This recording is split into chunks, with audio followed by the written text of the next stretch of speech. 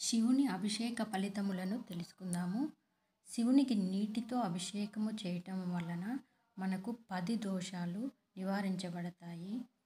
అలాగే పాలతో శివునికి అభిషేకము చేయడం వలన 100 దోషాలు నివారించబడతాయి.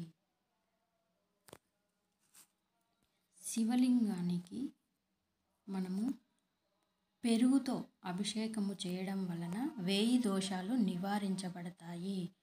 అలాగే నెయ్యితో అభిషేకము చేయడం వలన 3000 దోషాలు నివారణ అవుతాయి.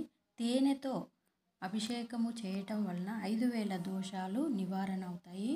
పంచదారతో అభిషేకము చేయడం వలన 8000 దోషాలు నివారణ అవుతాయి.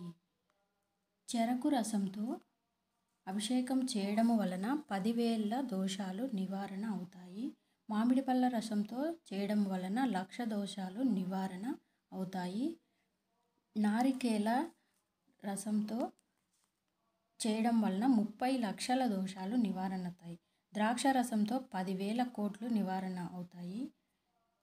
ఇలా అభిషేకము చేసి పంచామృతాన్ని స్వీకరించటం వలన మనకున్న పాపాలు తొలగి అష్టైశ్వర్యాలు కలుగుతాయి. సుఖ సంతోషాలతో ఆనందంగా ఉంటాము. ఓం నమః శివాయ. ఓం నమః శివాయ.